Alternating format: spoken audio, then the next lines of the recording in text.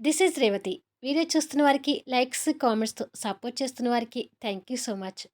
Last ఎపిసోడ్‌లో సూర్య, Jessie ఎంగేజ్‌మెంట్‌కి Kranti వస్తుంది కదా! ఆ తర్వాత నుంచి స్టోరీ కంటిన్యూషన్.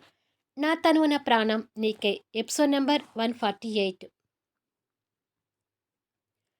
హాయ్ క్రాంతి అంటూ వాళ్ళకి ఎదురు వెళ్తుంది జెస్సీ. క్రాంతి అనగానే కళ్యాణ్, సూర్య, మైథిలి ఒక్కసారిగా అటువైపు చూస్తారు. క్రాంతి వచ్చే విషయం కళ్యాణ్‌కి తెలీదు కాబట్టి తన రాకను షాకింగ్‌లా చూస్తుంటాడు. ఆ క్షణం సూర్యకి క్రాంతిని చూడగానే ఒక్కసారిగా హృదయం జలధరిస్తుంది. తననే చూస్తూ ఉండిపోతాడు. నిశ్చితార్థ పెళ్ళికొడుకు గెటప్‌లో ఉన్న సూర్యని క్రాంతి కూడా తెలియని భావంతో చూస్తుంటుంది. జెస్సీ వాళ్ళిద్దరి మధ్యలో ఉన్నా వాళ్ళ చూపులు మాత్రం తెలియకుండానే కలిసిపోతాయి. అసలు క్రాంతి వస్తున్న విషయం కళ్యాణ్‌కి తెలీదు కాబట్టి, క్రాంతి రాకను కళ్యాణ్ ఆశ్చర్యంగా చూస్తూనే, వాళ్ళ ఇద్దరి చూపులు కలవడం కూడా స్కాన్ చేస్తుంటాడు. మైథిలి కూడా తన రాకను ఆశ్చర్యంగా చూస్తూ, ఇదేంటి? ఈ ఎంగేజ్‌మెంట్‌కి క్రాంతి వచ్చింది. ఒకవేళ ఆఫీస్ స్టాఫ్ అందరితో కలిసి తనను కూడా ఇన్వైట్ చేశారేమో! అయినా ఏదో మొహమాటానికి ఇన్వైట్ చేస్తే ఇలా ఈ ఫంక్షన్‌కి రావడమేనా? అని మనసులో క్రాంతికి నెగెటివ్‌గా అనుకుంటుంది.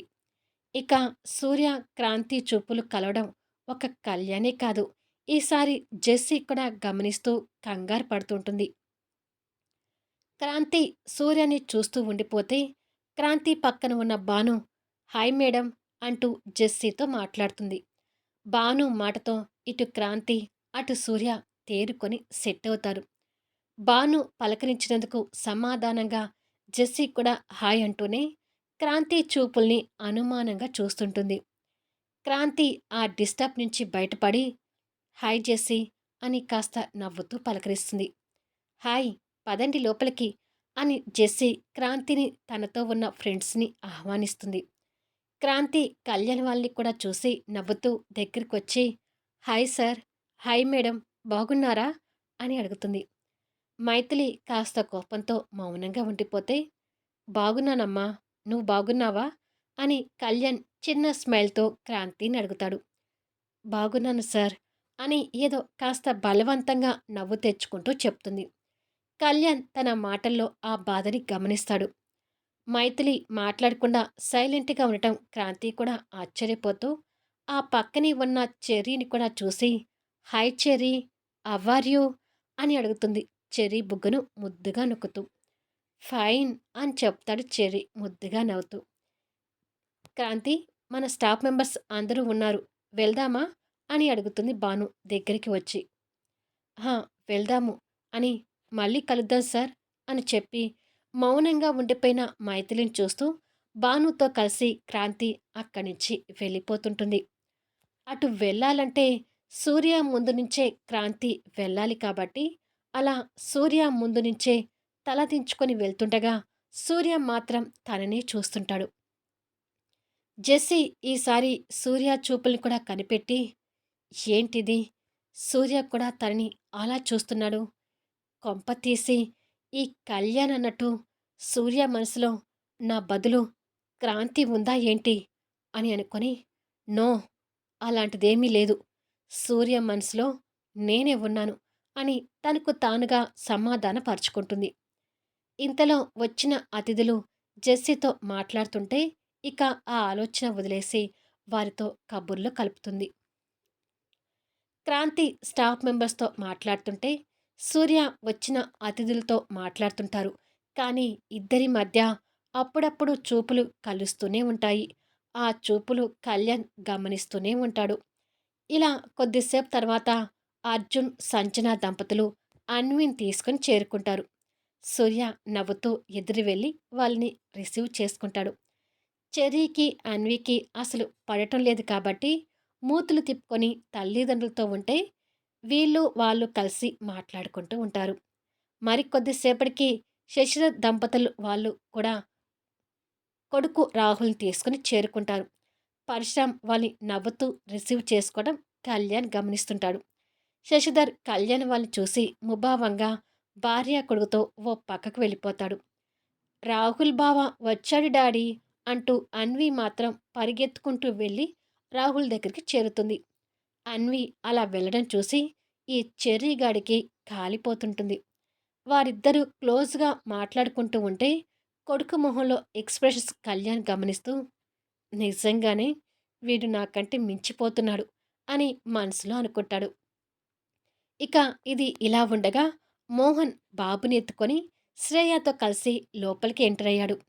వాళ్ళు అలా రావడం చూసి కళ్యాణ్ సంతోషపడుతూ సంజనాతో మాట్లాడుతున్న ఎనిమి భుజం మీద తడుతూ ఒకసారి అటు చూడు ఎనిమి అని అంటాడు.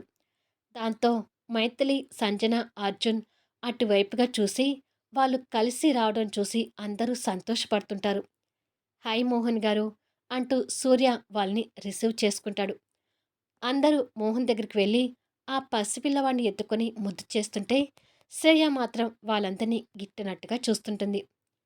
హాయ్ శ్రేయ అంటూ జెస్సీ వచ్చి మనం అటు వెళ్ళి మాట్లాడుకుందాంరా అంటూ శ్రేయాని తీసుకుని వెళ్ళిపోతుంది.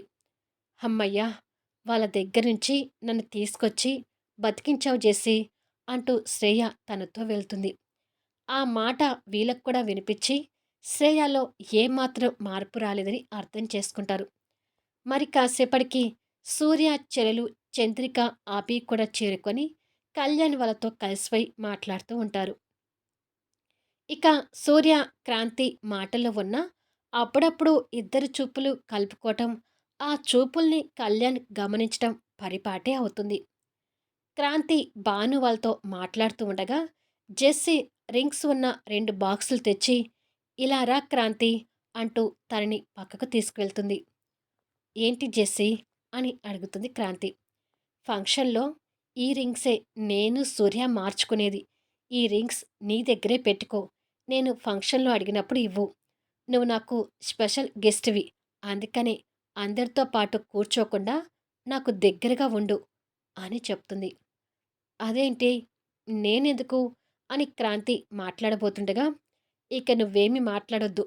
చెప్పాను కదా! నువ్వు ఈ ఫంక్షన్‌లో సెంటర్ ఆఫ్ అట్రాక్షన్ అవ్వాలని.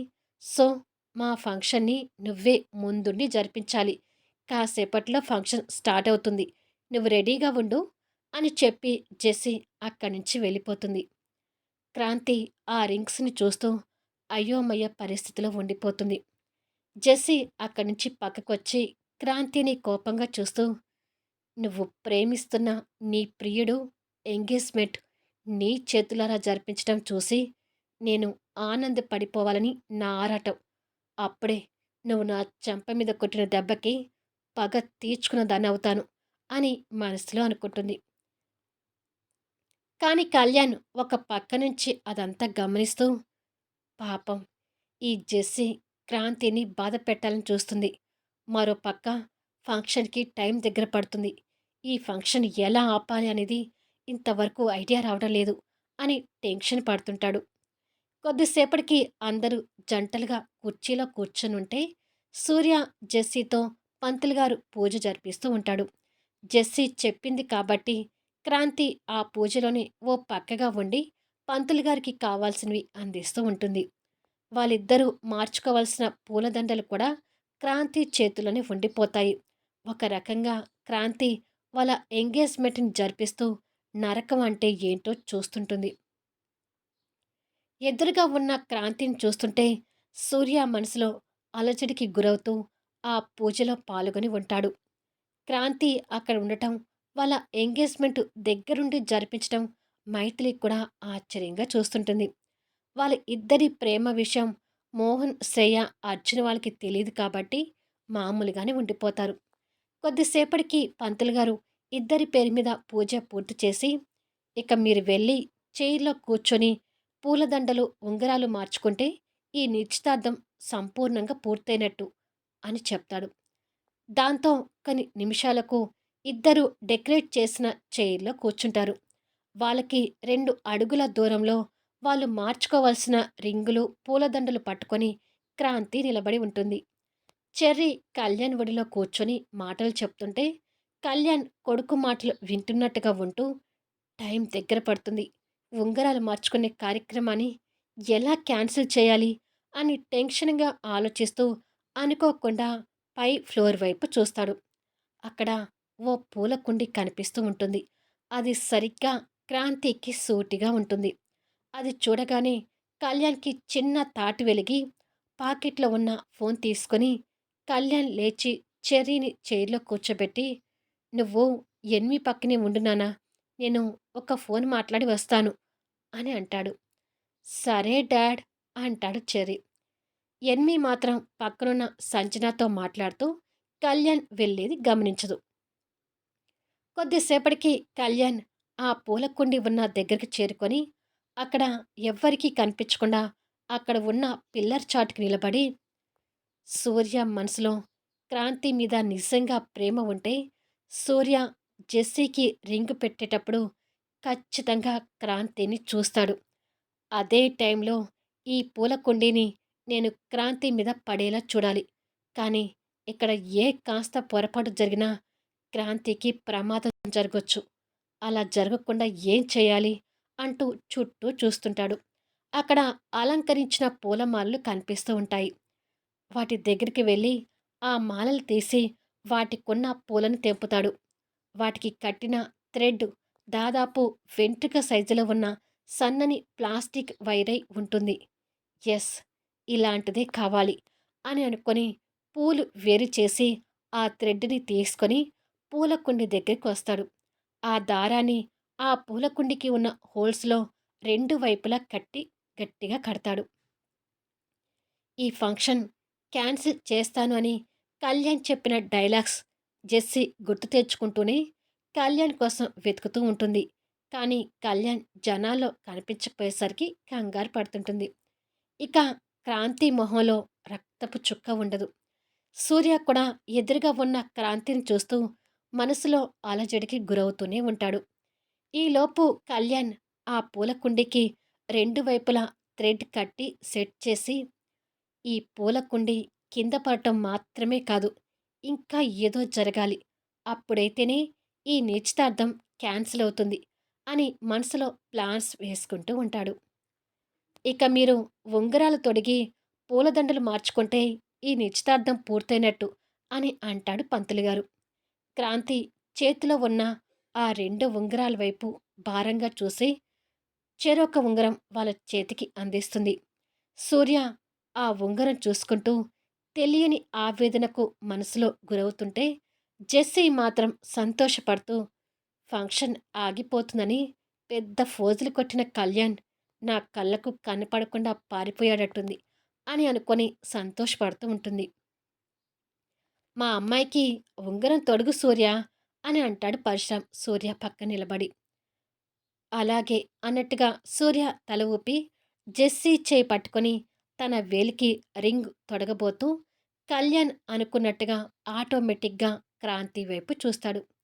ఆ క్షణమే పూల కుండి క్రాంతి తల మీద పడబోతుంటుంది. అది చూసి సూర్య షాక్ అవుతూ జెస్సీకి పెట్టాల్సిన రింగ్ తెలియకుండానే జార విడిచి క్రాంతి అని అరుస్తూ పరిగెత్తుకుంటూ వచ్చి క్రాంతిని పట్టుకొని పక్కకు నెడతాడు.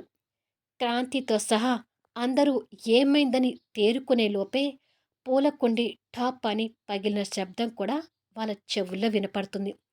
అందరూ సూర్య వైపు చూసేసరికి సూర్య భుజానికి గాయమై రక్తం కారుతుంటుంది.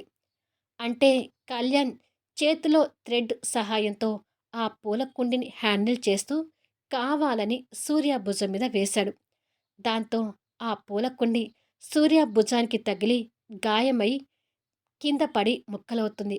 అది చూసి అందరూ షాక్ అవుతుంటే కళ్యాణ్ కనపడకుండా పైన పిల్లర్ చాటుగా నిలబడి, సారీ బామర్ది, ఈ ఎంగేజ్మెంట్ ఆపడానికి నీ రక్తాన్ని చూపించక తప్పలేదు అని అనుకుంటాడు.